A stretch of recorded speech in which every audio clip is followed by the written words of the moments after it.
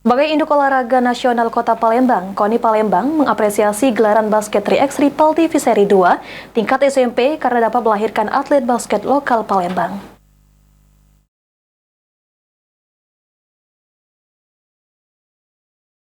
Event basket 3x3 PAL TV Seri 2 yang memperebutkan piala bergilir Wali Kota Palembang pada 10-11 Agustus mendatang diapresiasi oleh Ketua Umum KONI Kota Palembang, Anton Nurdin. Pasalnya, menurut Anton, adanya event tersebut bisa melahirkan atlet-atlet bola basket yang handal dan berprestasi, sehingga membawa nama besar Kota Palembang ke depannya, baik di tingkat provinsi, nasional, bahkan internasional. Anton sendiri mengucapkan terima kasih kepada PJ Wali Kota Palembang yang sudah mensupport ajang basket 3x3 PAL TV Seri 2 ini.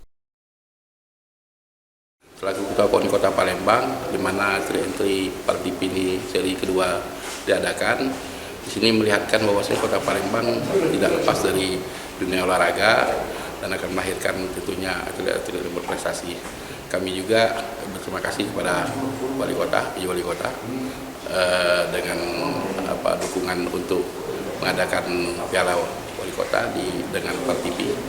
Tentunya ini juga suatu hiburan untuk masyarakat juga sekalian kan.